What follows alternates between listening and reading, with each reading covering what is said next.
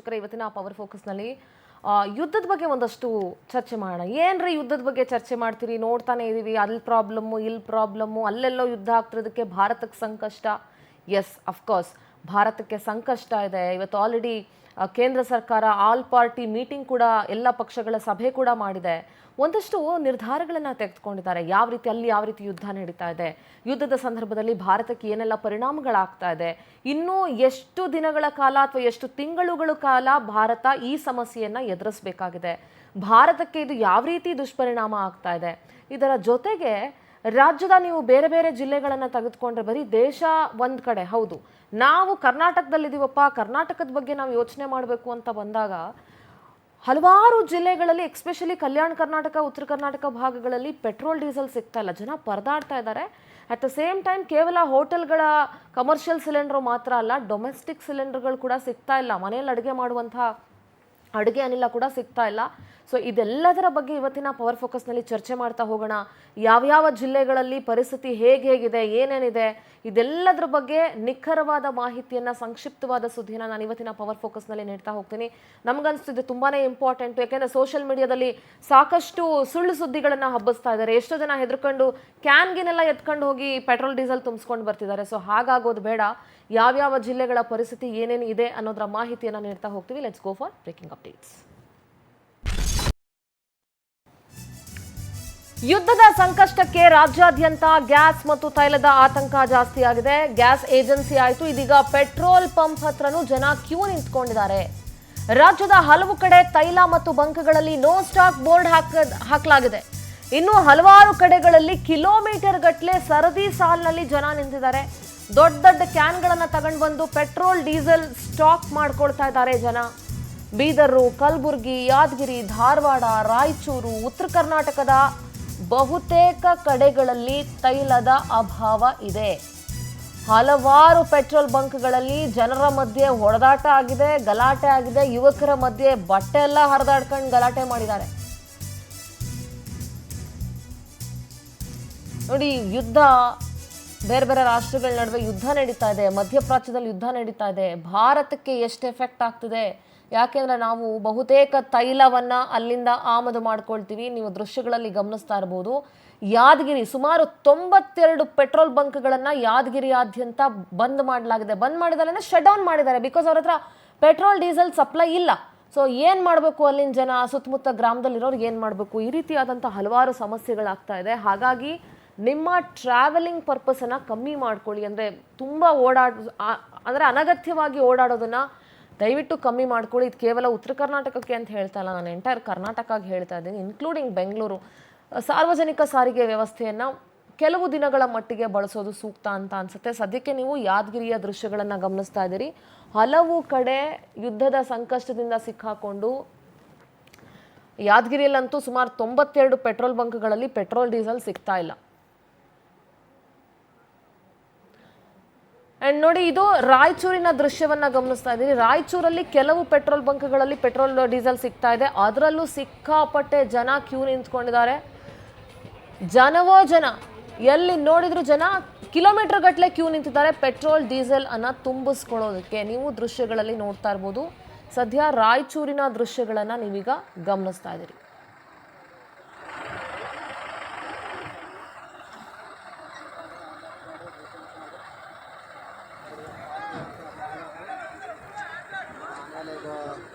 ಇನ್ನು ಧಾರವಾಡದ ದೃಶ್ಯವನ್ನ ನೀವು ನೋಡ್ಬೋದು.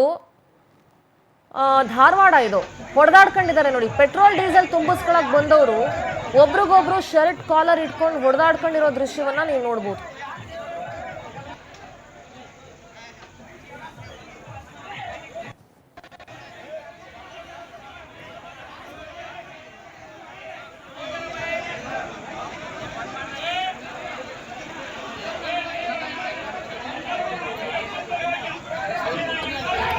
ಕ್ಯೂ ನಿಂತ್ಕೊಳ್ಳೋ ವಿಚಾರಕ್ಕೆ ಇಬ್ಬರು ಯುವಕರ ನಡುವೆ ಹೊಡೆದಾಟ ಆಗಿರೋದು. ಆ ದೃಶ್ಯವನ್ನ ನೋಡ್ತಾ ಇದ್ದೀರಿ. ಪ್ರಾಣಿಗಳಾದ್ರೂ ವಾಸಿ ಕಣ್ರಿ, ಮನುಷ್ಯರು ಅದಕ್ಕಿಂತ ಕೀಳು. ನಾನು ಯಾವಾಗಲೂ ಅದನ್ನೇ ಹೇಳ್ತಾ ಇರ್ತೀನಿ. ಫಸ್ಟ್ ಆಫ್ ಆಲ್ ಕ್ಷಾಮ ಬಂದಿದೆ, ಪೆಟ್ರೋಲ್ ಡೀಸೆಲ್ ಕ್ಷಾಮ ಇದೆ. ಪೆಟ್ರೋಲ್ ಡೀಸೆಲ್ ಹಾಕಿಸ್ಕೊಳಕ್ ನಿಂತಿದ್ದಾರೆ, ಅದರಲ್ಲೂ ಹೊಡೆದಾಟ. ಏನು ಮಾಡ್ತಾರೋ ನನಗಂತೂ ಗೊತ್ತಿಲ್ಲಪ್ಪ. ಮೈ ಮೇಲಿರೋ ಬಟ್ಟೆ ಹರಿದಾಡ್ಕೊಳ್ಳೋ ಮಟ್ಟಿಗೆ ಜಗಳ ಆಡ್ತಾರೆ ಅಂತಂದರೆ ಅಲ್ಲಿರೋ ಉಳಿದಂಥ ಜನ ಬಂದು ಅವ್ರಿಬ್ರು ಜಗಳ ಬಿಡಿಸ್ಬೇಕಾಯ್ತು.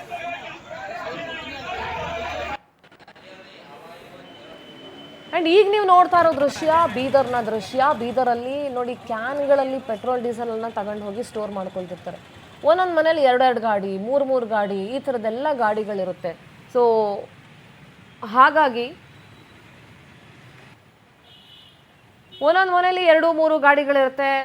ಸೊ ಹಾಗಾಗಿ ಪೆಟ್ರೋಲ್ ಡೀಸೆಲ್ ತಗೊಂಡೋಗಿ ತುಂಬ್ಕೊಂಡು ಇಟ್ಕೊಳ್ತಿರ್ತಾರೆ. ಬಟ್ ಎಚ್ಚರಿಕೆಯಿಂದ ಇರಿ. ನಾನು ಒಂದು ರಿಕ್ವೆಸ್ಟು ಮತ್ತು ಪವರ್ ಟಿವಿಯ ಕಳಕಳಿ ಏನು ಗೊತ್ತಾ, ಈ ರೀತಿ ಸಾಕಷ್ಟು ಬಾರಿ ಪೆಟ್ರೋಲ್ ಡೀಸೆಲ್ ತಗೊಂಡು ಸ್ಟೋರ್ ಮಾಡ್ಕೊಳಕ್ಕೆ ಹೋದಾಗ ಕೆಲವೊಂದು ಸಲ ಅನಾಹುತಗಳಾಗೋಗ್ಬಿಡ್ತವೆ.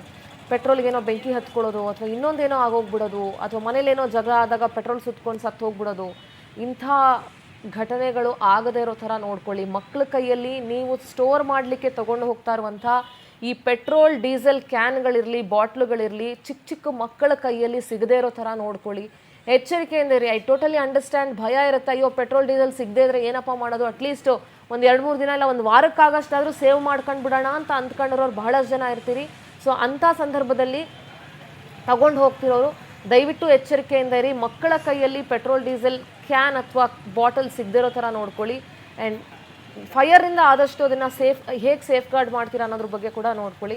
ನೀವು ಯಾದಗಿರಿ ನೋಡಿದ್ರಿ, ರಾಯಚೂರು ನೋಡಿದ್ರಿ, ಬೀದರ್ ನೋಡಿದ್ರಿ, ಧಾರವಾಡದ ದೃಶ್ಯಗಳನ್ನು ನೋಡಿದ್ರಿ. ಆಲ್ಮೋಸ್ಟ್ ಕಲ್ಯಾಣ ಕರ್ನಾಟಕ, ಉತ್ತರ ಕರ್ನಾಟಕ ಭಾಗದಲ್ಲಿ ಪೆಟ್ರೋಲ್ ಡೀಸೆಲ್ನ ಅಭಾವ ಸಿಕ್ಕಾಪಟ್ಟೆ ಇದೆ.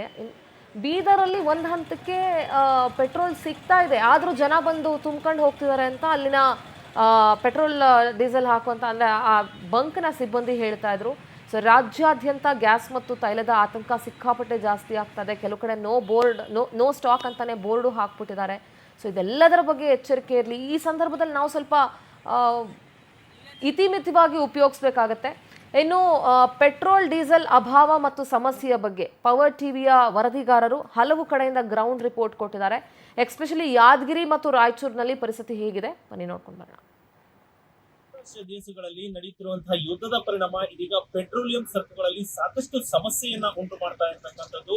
ಈಗಾಗಲೇ ರಾಯಚೂರು ಜಿಲ್ಲೆಯಲ್ಲಿ ಸಾಕಷ್ಟು ರೀತಿಯ ಸಮಸ್ಯೆಗಳು ಎದುರಿಸ್ತಾ ಇರ್ತಕ್ಕಂಥದ್ದು. ಒಂದು ಕಡೆ ಏನು ಗ್ರಾಹಕರು ಪೆಟ್ರೋಲ್ ಬಂಕ್ಗೆ ಹೋಗಿ ಕ್ಯಾನ್ ಗಳನ್ನ ಇಟ್ಕೊಂಡು ಸ್ಟಾಕ್ ಮಾಡೋದಕ್ಕೆ ಪರದಾಡ್ತಾ ಇದ್ರೆ, ಇನ್ನೊಂದು ಕಡೆ ಪೆಟ್ರೋಲ್ ಬಂಕ್ಗಳಲ್ಲಿ ಪೆಟ್ರೋಲ್ ಸಿಗದೆ ಓನರ್ಗಳು ಪರದಾಡುವ ಪರಿಸ್ಥಿತಿ ನಿರ್ಮಾಣವಾಗಿರ್ತಕ್ಕಂಥದ್ದು. ಈಗ ನಾನು ರಾಯಚೂರು ಜಿಲ್ಲೆಯ ಗಡಿ ಭಾಗದಲ್ಲಿ ಇರ್ತಕ್ಕಂಥ ರಾಯಚೂರು ತಾಲೂಕಿನ ಗಿಲ್ಲೇಸುಗೂರು ಗ್ರಾಮದಲ್ಲಿ ಇರುವಂತದ್ದು. ನೀವು ನೋಡಬಹುದು ಇಲ್ಲಿ ಈ ಒಂದು ಪೆಟ್ರೋಲ್ ಬಂಕ್ ನಲ್ಲಿ ಏನಿದೆ, ಈಗಾಗಲೇ ಕಳೆದ 2 ದಿನಗಳಿಂದ ಈ ಒಂದು ಪೆಟ್ರೋಲ್ ಬಂಕ್ ಮುಚ್ಚಿರುವಂತದ್ದು. ಯಾಕಂತಂದ್ರೆ ಈ ಒಂದು ಪೆಟ್ರೋಲ್ ಬಂಕ್ ಗೆ ಸ್ಟಾಕ್ ದೊರೆತಿಲ್ಲ ಅನ್ನೋ ಕಾರಣಕ್ಕಾಗಿ ಇದೀಗ ಈ ಒಂದು ಪೆಟ್ರೋಲ್ ಬಂಕ್ ಅನ್ನ ಮುಚ್ಚಲಾಗಿರ್ತಕ್ಕಂಥದ್ದು. ಇಲ್ಲಿ ನೋಡಬಹುದು ನೀವು, ಈಗಾಗಲೇ ಯಾರು ಬರ್ದೇ ಇರೋ ತರ ಹಗ್ಗವನ್ನ ಕಟ್ಟೋದ್ರ ಮುಖಾಂತರ ಇಲ್ಲಿ ಸ್ಟಾಕ್ ಇಲ್ಲ ಅನ್ನೋ ನಿಟ್ಟಿನಲ್ಲಿ ಸಂಪೂರ್ಣವಾಗಿ ಪೆಟ್ರೋಲ್ ಬಂದ್ ಮಾಡಲಾಗಿರ್ತಕ್ಕಂಥದ್ದು. ಇದು ಕೂಡ ಸಾಕಷ್ಟು ರೀತಿಯಲ್ಲಿ ಇಲ್ಲಿ ಬೇಡಿಕೆ ಇರುವಂತ ಪೆಟ್ರೋಲ್ ಬಂಕ್. ಯಾಕಂತಂದ್ರೆ ಪಕ್ಕದಲ್ಲಿ ಇರುವಂತ ಮಂತ್ರಾಲಯ ಆಂಧ್ರದವರು ಕೂಡ ಇಲ್ಲೇ ಬಂದು ಹಾಕಿಸ್ತಾರೆ. ಯಾಕಂದ್ರೆ ಅಲ್ಲಿಗಿಂತ ಇಲ್ಲಿ 10 ರೂಪಾಯಿ ಲೀಟರ್ಗೆ ಪೆಟ್ರೋಲ್ ಕಡಿಮೆ ಇರೋದ್ರಿಂದ ಇಲ್ಲೇ ಹೆಚ್ಚಿನ ರೀತಿಯಲ್ಲಿ ಬಂದು ಪೆಟ್ರೋಲ್ ಹಾಕ್ಸಕ್ಕಂತ ಗ್ರಾಹಕರಿಗೆ ಇದೀಗ ಇಲ್ಲಿ ಪೆಟ್ರೋಲ್ ಇಲ್ಲದೆ ಇರುವಂತದ್ದು, ಡೀಸೆಲ್ ಕೂಡ ಇವ್ರ ಹತ್ರ ಸ್ಟಾಕ್ ಇಲ್ಲದೆ ಇರೋದ್ರಿಂದ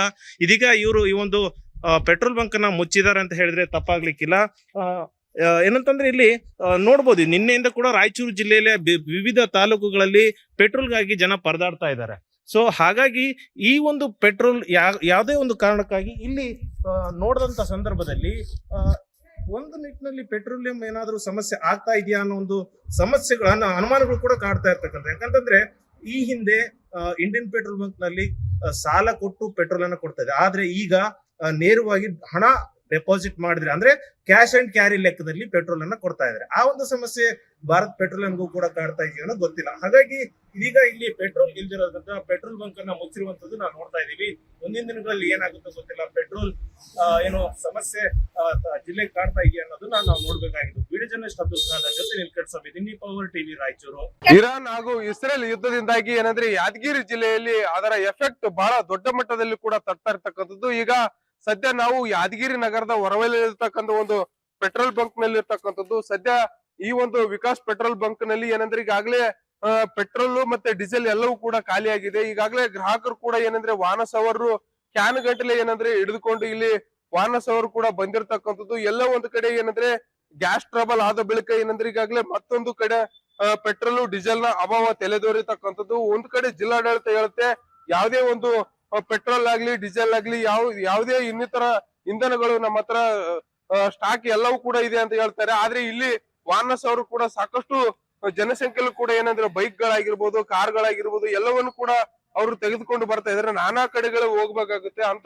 ಅಂತ ಸಂದರ್ಭದಲ್ಲಿ ಅವ್ರಿಗೆ ಪೆಟ್ರೋಲ್ ಮತ್ತೆ ಡೀಸೆಲ್ ಯಾವುದೇ ಒಂದು ಸಿಗ್ತಾ ಇಲ್ಲ. ಹೀಗಾಗಿ ಏನಂದ್ರೆ ವಾಹನ ಸವರು ಬಹಳ ಪರದಾಟವನ್ನು ಕೂಡ ಅನುಭವಿಸ್ತಾ ಇದಾರೆ. ಇಲ್ಲಿ ಸಾಕಷ್ಟು ಇಲ್ಲಿ ಜನರು ಕೂಡ ಇದಾರೆ, ಅವ್ರನ್ನು ಕೂಡ ಮಾತನಾಡಿಸ್ತೀನಿ. ಅಣ್ಣ, ಈಗ ಪೆಟ್ರೋಲ್ ಡೀಸೆಲ್ ಇಲ್ಲ, ಕ್ಯಾನ್ ತಗೊಂಬಂದಿರಿ, ಏನ್ ಸಮಸ್ಯೆ ಆಗ್ತಾ ಇದೆ?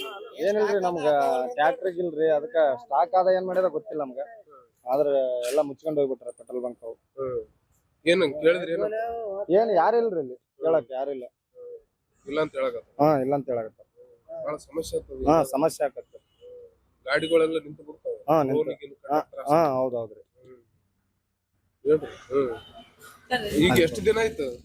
ಈಗ ಇಲ್ಲೊಬ್ಬರು ಮಹಿಳೆಯರು ಕೂಡ ಇದಾರೆ, ಅವ್ರನ್ನು ಕೂಡ ನಮ್ಮ ಮಾತಾಡ್ತೀನಿ. ಅಮ್ಮ, ಈಗ ಪೆಟ್ರೋಲ್ ಡೀಸೆಲ್ ಎಲ್ಲ ಅದಿದಾಗಿದೆ, ಹೆಂಗ್ ಸಮಸ್ಯೆ ಆಗ್ತಾ ಇದೆ? ನಮಸ್ಕಾರ ರೀ. ನಮಗ ಪೆಟ್ರೋಲ್ ಡೀಸೆಲ್ ಎಲ್ಲ ಬಂದಾಗಿದೆ. ಈಗ ನಾವು ಕೋರ್ಟ್ಗೆ ಹೋಗ್ಬೇಕು, ಕೋರ್ಟ್ಗೆ ಹೋಗಲು ಪೆಟ್ರೋಲ್ ಖಾಲಿ ಆಗಿದೆ. ಕೋರ್ಟ್ನವರಿಗೆ ನಾವು ಜಡ್ಜ್ಗಳಿಗೆ ಏನ್ ಹೇಳ್ಬೇಕು, ನಮ್ಗೆ ಬಡದಾಡಲು ಎಲ್ಲ ಅವಕಾಶ ಇದೆ. ಈಗ ಯಾದಗಿರಿ ಜಿಲ್ಲೆಯಲ್ಲಿ ಸ್ಟಾಕ್ ಪೆಟ್ರೋಲ್ ಇದ್ರು ಹಾಕವಲ್ರು ಜನಸಂಖ್ಯೆಗೆ. ಆದ್ರ ರೇಟ್ ಹೆಚ್ಚಿಗೆ ಆದ್ರೂ ರೇಟ್ ರೊಕ್ಕ ಜಾಸ್ತಿ ತಗಲಿ. ಈಗ ನಾವು ಕೋರ್ಟ್ಗೆ ಹೋಗಲಿ, ಕಚೇರಿಗೆ ಹೋಗಲಿ, ಎಲ್ಲೇನೋ ಒಂದು ಬಾಡಿತನ ಅದು ಮಾಡಲಿ, ಎಲ್ಲಿ ಬಹಳ ತೊಂದರೆ ಆಗಿದೆ. ಈ ಕೋರ್ಟ್ ಕಚೇರಿ ಕೇಳೋದಿಲ್ಲ, ಸಿದ್ದರಾಮಯ್ಯ ಅವರು ಕೇಳೋದಿಲ್ಲ. ಇಂತ ಬಂಕುಗಳು ಇದ್ರು ನಮ್ಗೆ ಇಲ್ಲ ಅರ್ಧಂಗ ಆಗ್ಯದ. ನಾವು ಬಹಳ ಸಮಸ್ಯೆ ಪಡೋಕತ್ತೀವ್ರಿ. ನೀವು ದಯವಿಟ್ಟು ನಮ್ಗೆ ಬರವು ಮಾಡಿ ಕೊಡಬೇಕು ಅಂತ ನಮ್ಗೆ ಕೇಳ್ತೇವೆ.